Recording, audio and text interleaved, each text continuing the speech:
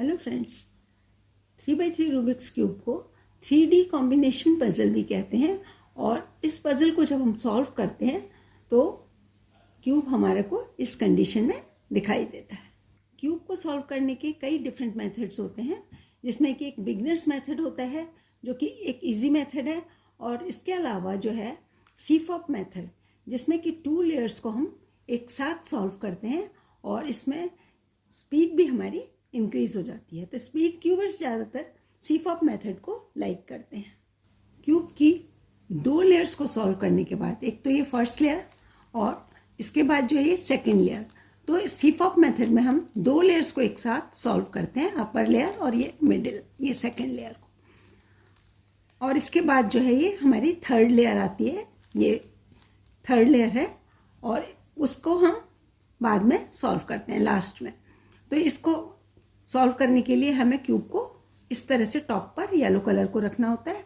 और आज हम जो है एक ऐसा मेथड देखेंगे जिसमें कि सारे जो येलो पीसेस हैं वो हम ऐसी एल्गोरिदम यूज़ करेंगे जिससे कि सारे येलो कलर्स जो हैं वो ऊपर आ जाएंगे, टॉप पर आ जाएंगे। ये तो एक सॉल्व क्यूब है जिसमें कि पहले से ही ये सारे येलो कलर्स हमको दिखाई दे रहे हैं, येलो पीसेस हमको दिखाई दे रहे हैं। तो मैं आज आपको एक एल्गोरिदम बता रही हूँ जिसे कि यूज़ करने से सारे पीसेस हमको ऊपर मिल जाएंगे। तो ये है हमारी R2, 2 बार R, ये देखिए R2, इसके बाद U और फिर R2 डैश,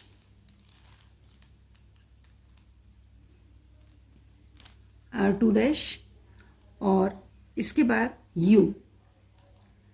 फिर से हम R2 करेंगे, राइट लेयर को ऊपर एक, और ये 2 बार R2 और फिर U2 डैश, 2 बार U2 डैश हो गया, और इसके बाद R2 डैश, 1 और ये 2।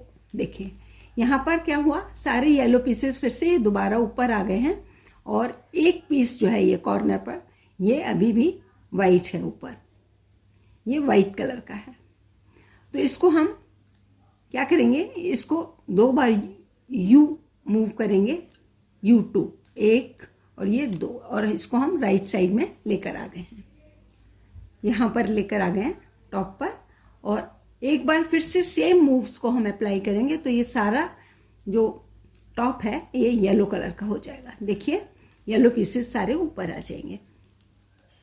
तो यहाँ पर मैं फिर से वही करती हूँ, R2 1, ये 2 R2, फिर U और इसके बाद फिर से R2 डैश 1 और ये 2 R2 डैश हो गया, और U, फिर से R2 1 और ये 2 R2 और U2 डैश 1 और ये 2 U2 डैश, और इसके बाद आपका आएगा R2 डैश, ये देखिए 1 और ये 2। तो ये सारे कलर्स जो हैं ऊपर येलो कलर का टॉप बन गया है। और इसको हम OLL, जिसमें कि ओरिएंटेशन ऑफ लास्ट लेयर, ये सीफॉप मेथड के ही स्टेप्स हैं जिसको कि हम OLL नाम से समझते हैं। OLL है ये, ओरिएंटेशन ऑफ लास्ट लेयर। तो यहाँ पर हम देख रहे हैं कि सारे पीसेस जो हैं ये येलो कलर वाले सब ऊपर आ गए हैं। और अब हम देखेंगे कि ये जो है पूरी बार एक रेड कलर की दिखाई दे रही है, तो इसको हम मूव करके रेड कलर के साथ मैच कर देंगे इधर। तो यहाँ पर ये जो है पूरा फेस रेड कलर का हमको दिखाई दे रहा है, बन गया है। और ये जो 3 फेस हैं यहाँ पर, और एक ये, और एक इस साइड में, राइट साइड में, ये इसमें 3 एज पीसेस जो हैं अभी भी अनसॉल्व्ड हैं। तो यहाँ देखने से हमको लगता है कि ये कॉर्नर्स तो सारे मैच कर गए हैं, ये देखिए यहाँ पर कॉर्नर्स पूरे मैच कर गए हैं, और ये एज पीसेस अभी भी सॉल्व नहीं हैं। अब हम इस केस को, जिसमें कि एज पीसेस जो हैं सॉल्व नहीं होते, कॉर्नर्स मैच कर जाते हैं, तो ये हमारा PLL का केस होता है। इसको हम PLL का केस बोलते हैं, परम्यूटेशन ऑफ लास्ट लेयर। अब हम परम्यूटेशन ऑफ लास्ट लेयर करेंगे जिसमें कि एजेस जो हैं अपने अपनी पोजीशन पर चली जाएंगी। तो यहाँ देखिए क्या हो रहा है, ये ऑरेंज कलर का पीस इस जगह पर आना है और ग्रीन को इस जगह पर जाना है। तो ये इस तरह से मूव कर रहे हैं क्लॉकवाइज। अब क्लॉकवाइज जब मूव करते हैं तो हम इसको आइडेंटिफाई करते हैं यू लेयर। यू लेयर का केस है जिसमें कि यू बी है ये, और यू ए एक केस होता है जिसमें कि हमारे को एंटी क्लॉकवाइज मूवमेंट मिलता है। ये हमारे को क्लॉकवाइज मूवमेंट है तो ये यू बी है, और यू ए जिसमें कि एंटी क्लॉकवाइज होता है। तो इसके लिए मैं एक फॉर्मूला अप्लाई कर रही हूँ, उसे आप भी फॉलो कर सकते हैं। देखिए यहाँ पर क्या होगा, अब हम लेफ्ट साइड से उस फॉर्मूले को लगाएंगे, क्योंकि जब क्लॉकवाइज डायरेक्शन में होता है तो हम इसे लेफ्ट से यूज़ करते हैं। तो आर यू डैश, ये देखिए यू डैश, और इसके बाद फिर से आर यू, इसे फिर से हमने ऊपर किया, और ये यू, और यहाँ आ गया आपका फिर से आर, ये यू,